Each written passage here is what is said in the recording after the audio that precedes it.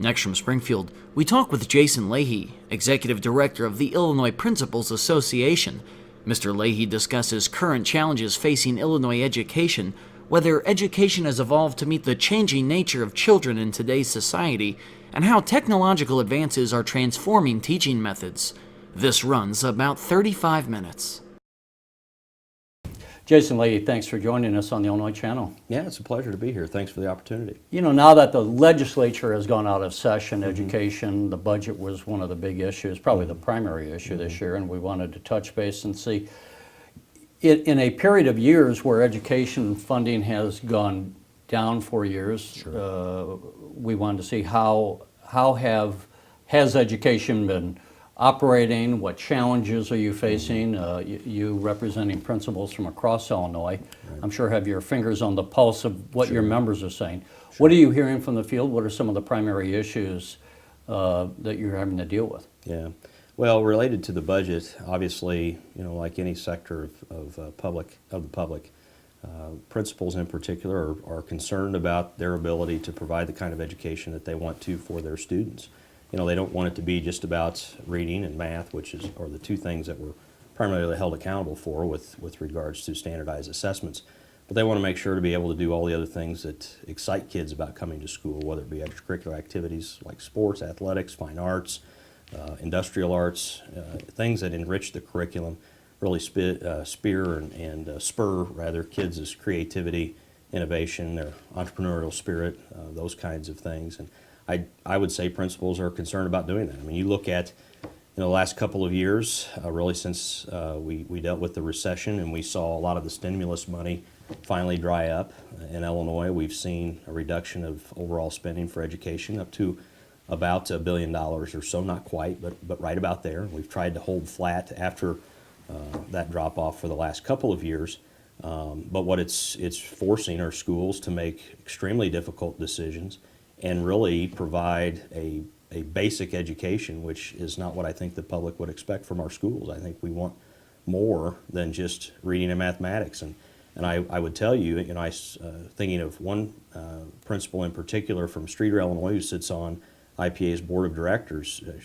I've been to her school. I've had an opportunity to visit it, tour it, and she was very clear to me that if things do not improve, and that means doesn't get any worse, and it has to get better because even where we are isn't going to be good enough.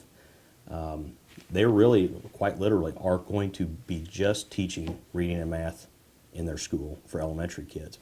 And I don't know about you, but that's probably not a place that would be all that exciting to attend. So we've got to do better with that regard. First of all, just on the membership, do you actually represent schools or principals from around the state? Do you also in the Chicagoland area as well? Yeah, IPA has a little over 4,700 members throughout the state. There's likely not a school district that we don't touch. There might be one or two out there that don't have principals or assistant principals, deans. Really, building level leaders is who our focus is, and any one of those job categories are members of IPA. Some central office individuals as well, but there aren't many districts that we don't touch. We are a membership organization, and we represent those individuals and work to provide services for them, professional development opportunities for them to collaborate with one another, and then obviously advocate on their behalf with the State Board of Education as well as the General Assembly and the Governor. You know, when we talk about education funding and the state lawmakers, understandably, as we would hope they would look to see where they can cut costs without impacting negatively maybe services. One of the issues that comes up is consolidation of school districts. Have you taken a position on that as an organization? Well, we tend to stand with the Statewide School Management Alliance on that issue, which would be the School Board Association, the Superintendent's IASA, as well as the School Business Officials, IASBO. And we're supportive of consolidation if districts feel like that's what's in their best interest to do that needs to be a local issue. And it's one that we need to continue to incentivize to assist them through making that transition and doing that. It's obviously an extremely complex issue to tackle. There are a lot of moving parts and pieces that are associated with that. It's not just as simple as thinking we're going to put these two districts together and that's going to save us administrative costs or other things when you might increased transportation costs, for example, because the geographic size of your school district has increased. So, you have to be very pragmatic and careful about how you go about doing it. And in my opinion, personally, I think that's a decision that's best left in the hands of those at that local level, because they're the ones that are studying those issues closely and are best suited to make those decisions. I don't know, we were just saying off camera, a lot of times, the last time any of us thought about a principal, maybe it was when we were in high school. Sure. And even then didn't necessarily have a good idea Sure. of what it is a principal does. And lately, I've become aware, just from covering the field, of there are various groups, you just mentioned them in passing, the school boards, the state business officials. Right. Right. To what extent do principals, which are part of the educational management side, Right. to what extent do you deal in economic issues? Right. Or do you deal in hiring and firing of teachers? Sure. Do you deal in some of the myriad of social issues that come up? Is to that end, is the educational aspect something that's really on your plate, or something that just impacts you from a funding standpoint? Well, I think the principal is in the middle of all of those conversations and all of those decisions. At the building level, the job has gotten much more complex over time. It's been about 8 years since I've been a principal. Before I took this position as executive director of IPA, I was principal in Highland, Illinois for a couple of years, as high school principal there, and then Illini Central in Mason City. And just for what it's worth, too, a lot of intimate knowledge of this position over the decades of my life, since my dad was my principal for 10 years of my life, too. So, I've been up close and personal with this position for a long time. But it has, from the time I started watching my dad do it when I was in first grade up till now, the position has changed quite dramatically. In that, the expectations are that you just aren't making sure that the school building is open on time, that you're making sure buses run, and that kids are in their seats listening to their teachers. Now we're dealing with the complexity of a whole range of social issues that, as you alluded to, a lot of expectations on that building leader when it comes to the instructional delivery and making sure that students perform at a high level, despite all of the challenges that come. And so, as a building leader, I look at it as you see bottom-up and top-down pressure that exists within that leadership position. And I'm just taking your question, Terry, as trying to get a sense In of a kind what's of a going holistic on. standpoint. Sure. So, and what I'll tell you is when you talk about the difficult budgetary times we're in, you're having kids come to school that are not as financially well off as they used to be. We're seeing our poverty rate around 25%. If I can interject, because I was going to say that. So, it seems to me, anytime you start talking to someone in some field, there's a myriad of issues that they deal with that we as outsiders don't appreciate, which is one reason we wanted to talk to you and kind of lift the hood, so to speak. Sure. And when we talk about schools and under the heading, why can't Johnny read, we often hear these horror stories that people are just seemingly not being educated, or that the quality of education is diminished. Right. And probably in some areas that's true, in other areas maybe it's exaggerated. But to what extent are you dealing with more poverty than you had to deal with? Are you dealing with mandates in the classroom to where, as managers, you can't just manage the way you would like to because people are forcing you to do various things that you might find to be a waste of time and money? Well, to your comment about schools not being as high quality as they used to, that is a notion I absolutely reject. I'm not saying that schools in this country can't stand to do better than they do. We can all improve and work harder to do what's best for our students, or make sure that we're doing the things that they need, no matter what challenges they bring to us. It's fascinating to me that we speak about other countries. China is obviously one, as we see them as a great emerging, really a dominant economy now, and we like to compare ourselves educationally to them. And Terry, I've had Chinese delegations visit this office before because they're very curious about the things that we're doing in this country to prepare our kids, not just to read and write. Obviously those things are important, but they are trying to get their hands on the fabric of what's going on in the United States that makes our people here entrepreneurs, innovators, highly creative. And it's fascinating to me that they're trying to figure that out, but on the flip side, we're tending to want to trend more their direction where it comes to emphasizing more things like doing well on standardized tests. And so, and I just want to dive into that just a little bit Sure. more, and I'll get back to the other part of your question. But in this country, we've always done poorly on standardized tests. For the last 40, 50 years since we've been tracking that, we've always landed somewhere in the middle part of the pack. But when you look at the data, and you will find, and there's a guy by the name of Yang Zhao, Dr. Yang Zhao, he used to be at Michigan State University, he's out on the West Coast now. He does a nice correlation study where he shows there's an inverse relationship between how well students or countries do on standardized performance versus how well they do when it comes to their GDP, their democracy indexes, the number of Nobel laureates they have, how many patents have been issued in those countries.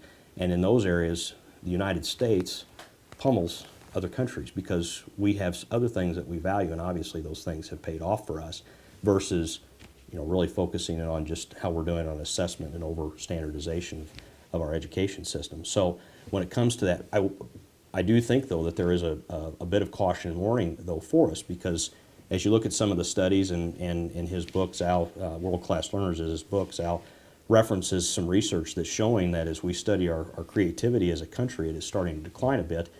You could say that maybe kids are watching more TV than they used to, maybe playing more video games. They're not getting outside, exploring, and doing some of those innate creative types of things. But I also feel like if you look at the early 90s and then over the last couple of decades in schools, we have really, really pushed standardization, standardized assessments, and those kinds of things for our schools. So that just gives you a broad strokes view of things that school principals are dealing with. Before we go to, let me pick up on that thread Sure. before we go to the poverty aspect. But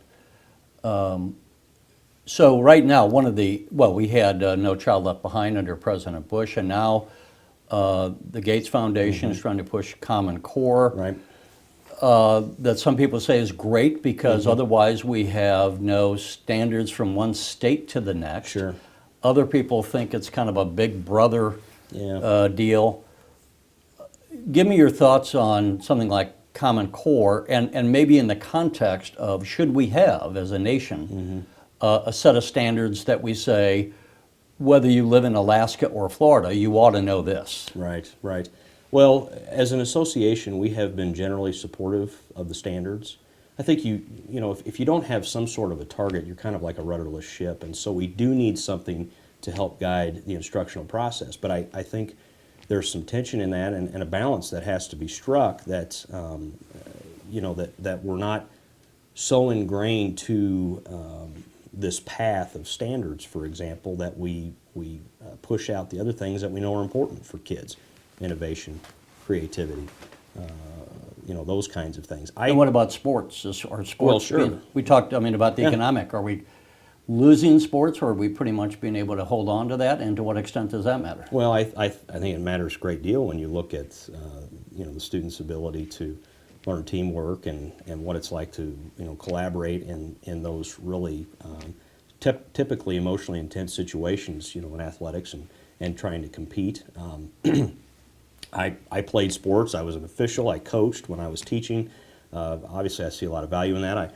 I was very active in school, and FFA, for example, was something that was very important to me. I wore that blue coat everywhere and participated in all the contests and things that went along with that. In fact, that opportunity as a high school student is, when I think about my high school experience, which was great, I had terrific teachers and a lot of things going on there, that opportunity is one of the things at that juncture in my life that probably helped prepare me for this position that I have here today when I think about the people that I had an opportunity to collaborate with and interact with and the things I had to do, like parliamentary procedure contest. I guarantee it pays off in a board meeting, right? It makes a big difference. You know how to run a motion.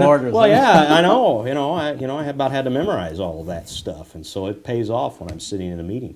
We can't lose those kinds of things. And again, those opportunities, activities are things that other countries are looking at, and we got to make sure we don't lose that edge. So when you talk about standards, I don't reject the notion of standards. It's become a political football, unfortunately, Terry.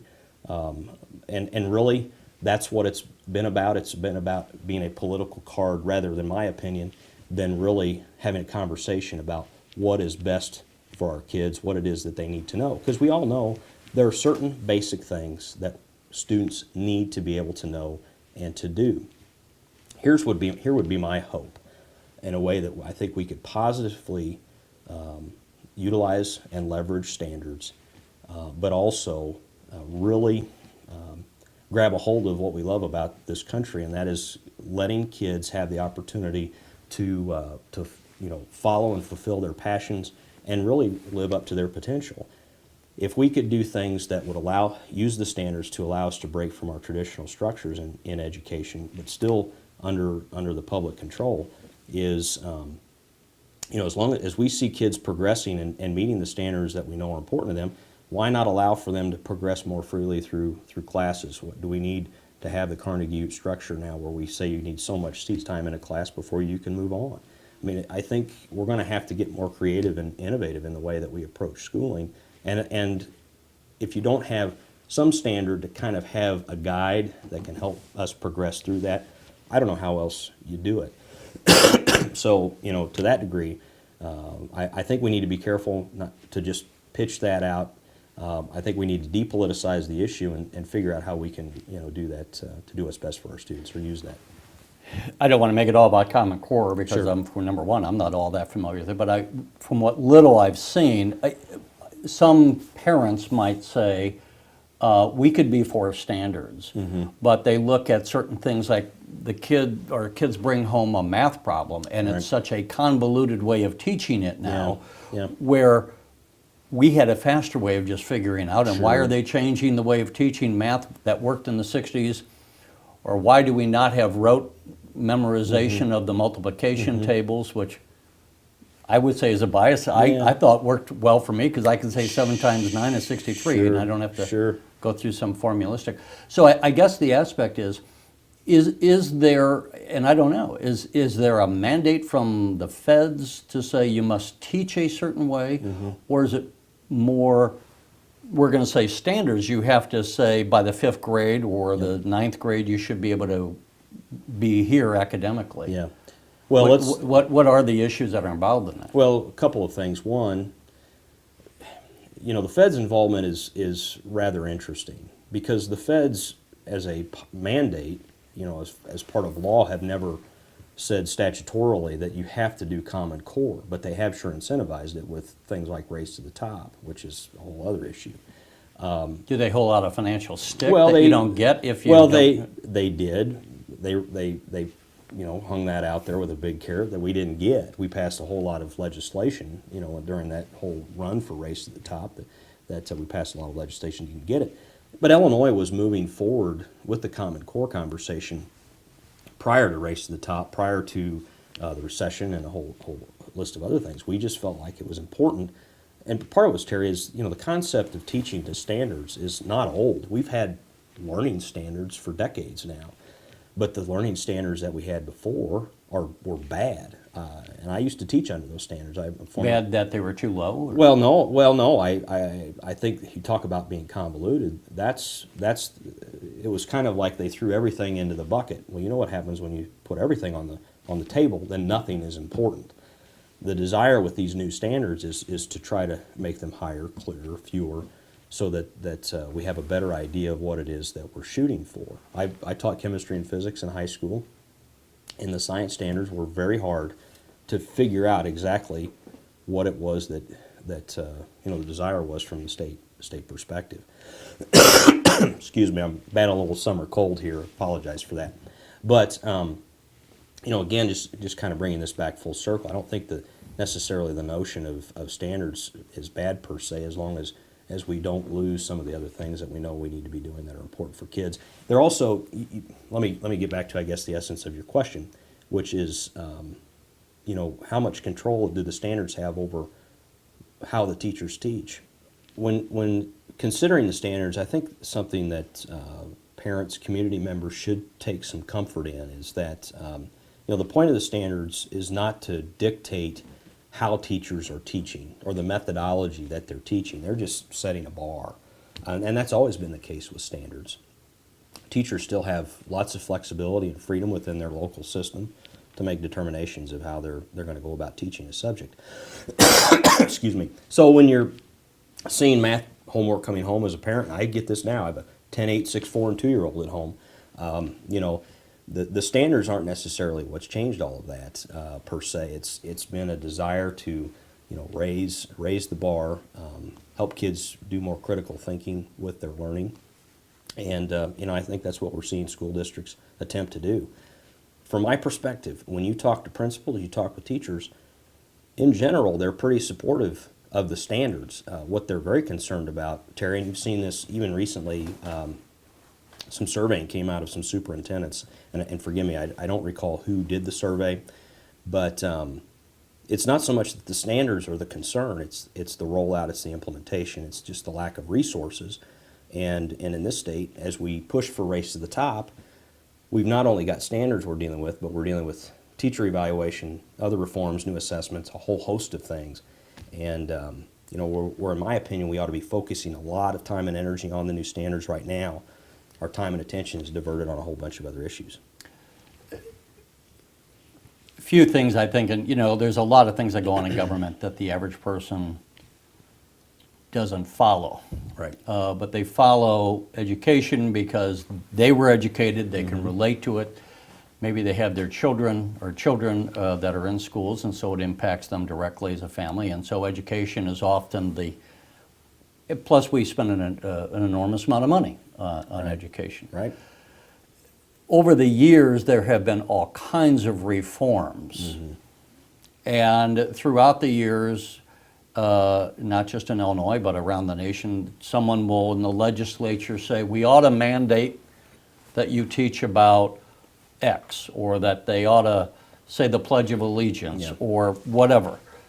To what extent is the educational industry, I mean, so principals and teachers, exhausted by the reforms that are being thrown at them year after year? And to what extent do you say, you know, just let us alone for a bit so we can teach and not constantly have to have, for political purposes or other reasons, mandates being thrown at us? Well, unfortunately, the Alliance is sometimes portrayed, I think, you know, as being a resistant group when it comes to certain legislation that's passed. And it's not that we don't necessarily disagree sometimes with the intent of the legislation that's being passed, but as you're driving towards there, Terry, in your question, it's just that we're at capacity, really we're over capacity when it comes to time and the financial resources that we have available to us to do the things that we're being asked to do above and beyond what we're being held accountable to, which, you know, with regards to NCLB, No Child Left Behind, federal requirements, which is teaching kids how to read and do math ultimately, but we also want them to do other things, learn science, learn how to write, you know, become a good, productive citizen. We want them to have a good civic foundation. But when you put other things, and we're really into the piling on effect now. I'm sorry, you're into what? We're into the piling on effect of a lot of different mandates that are a challenge for us. We're really at capacity where you just can't do these things well. Again, you put everything on the table, you try to say everything's important, then nothing becomes important, and it diminishes and distracts us from the things that we really want to be doing, which is, you know, teaching the kids the things that we know that they need. It's not that we don't think, excuse me, certain points in history are important, or certain groups are important, or that kids getting CPR training is important. All of those kinds of things are good things. But when you have 100 good things on the table and you only have time for 3, you have to say no to 97 things.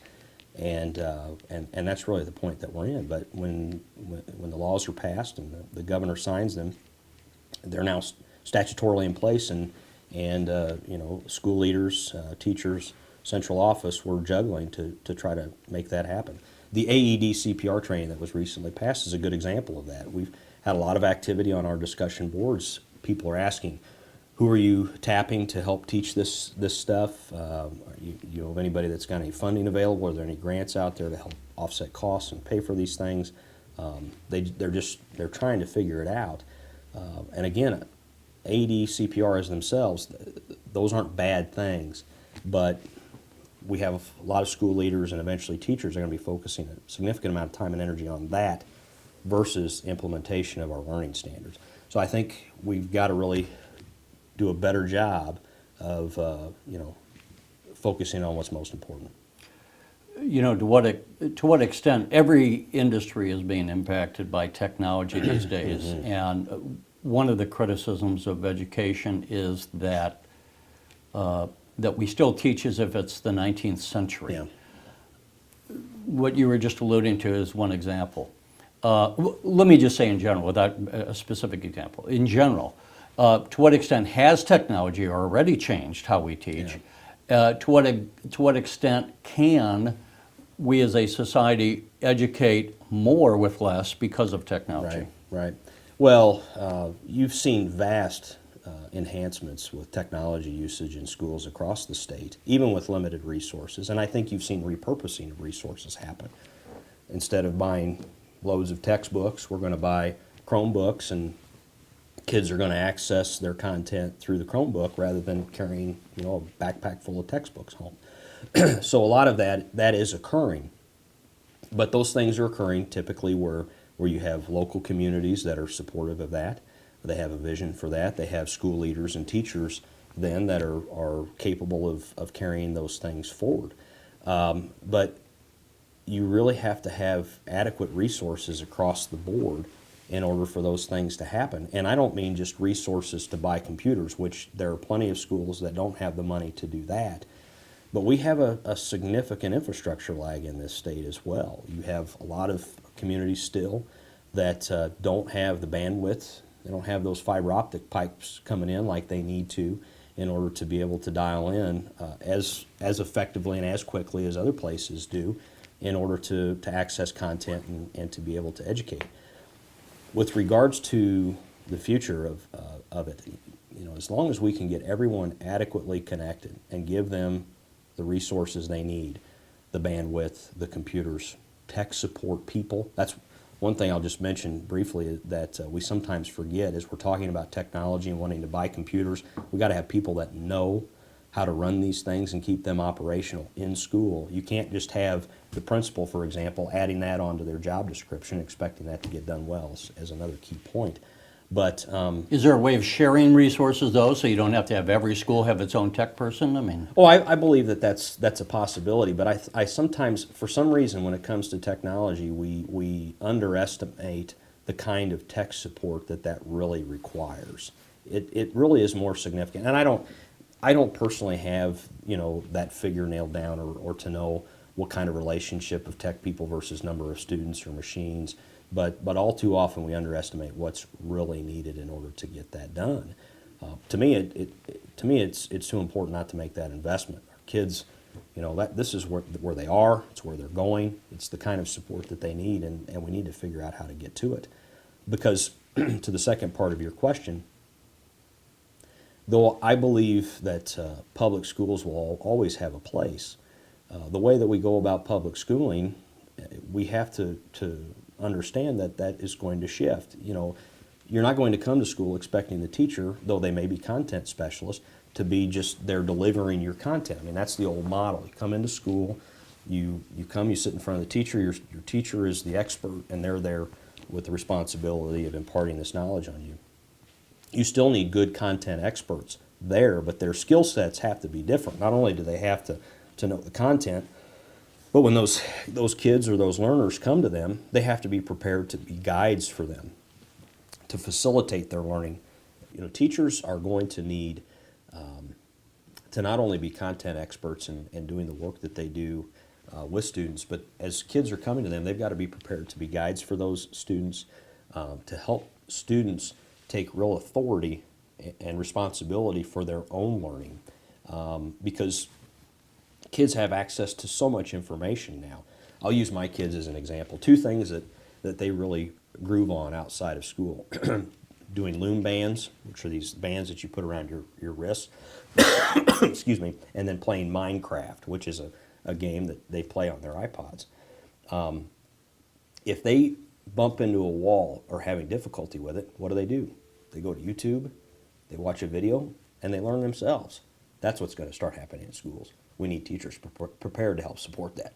Before we close out, we had talked a bit before, and I wanted to get into, on the area of poverty. You know, over the years I've talked to teachers, and they'll say how it might be a desirable thing to mainstream certain kids, and so they have to deal with certain kids that might have some emotional issues.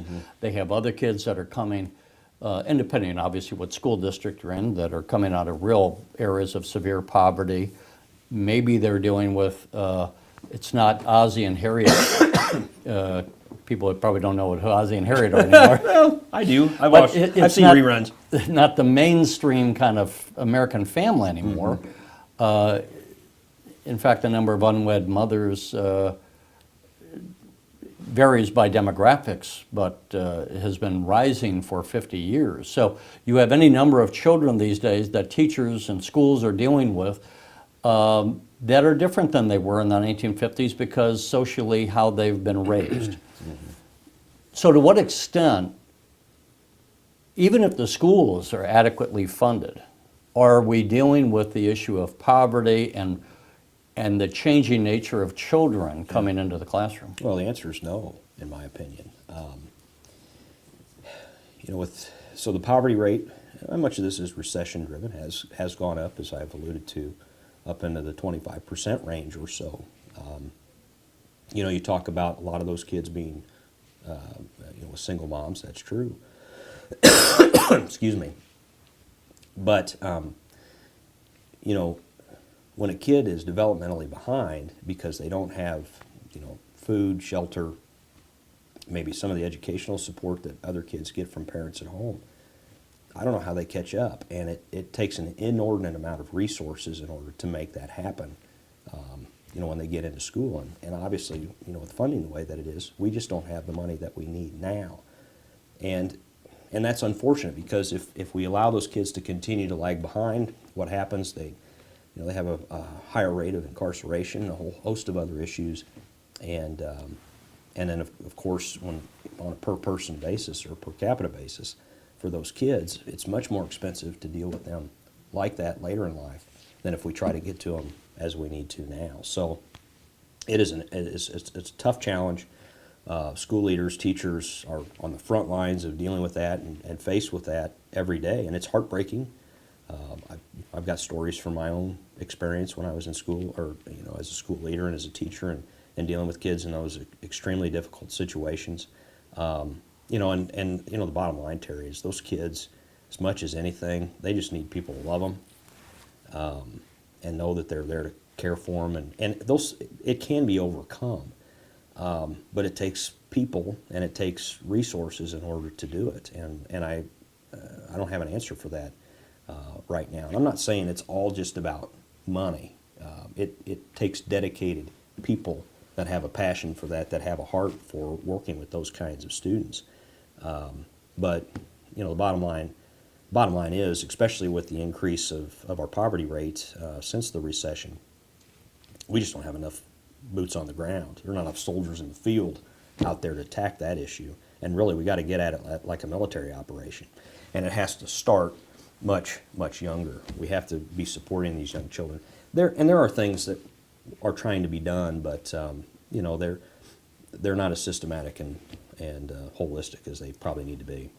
As we close out, just kind of what grade would you give education in Illinois right now vis-a-vis, I don't know to what extent you look at how it compares to other states, or just where you think it should be and where we are. Where would you say we are? I'm not sure it's fair for me to give a grade. I'm not here to put a letter grade on that. I mean, if with the exception of a few outliers, I will say though, as far as the effort that I think educators are trying to put into doing what's best for children, which is what I think we have with the majority of educators out there, I give them an A+.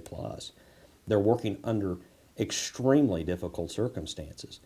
it is one of the toughest jobs out there when it comes to thinking about what they try to do each and every day, which is educate other people's children. We do something in this country that no other country tries to do, and that is educate every single child. Let me say that again. We do something in this country no other country tries to do. Educate every single child. Raise them up to have the opportunity to meet their potential, whatever that is, if they choose to do it. Some choose to, some do not. But we've got good people out there trying to get that done. And I give them an A+ for that and appreciate the work that they do.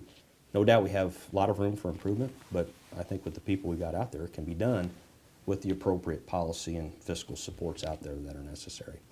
All right, Jason Leahy, thanks for joining us. My pleasure. Thanks, Terry. And sorry for the cold, but we'll get past that, but pleasure at any time. You're watching the Illinois Channel.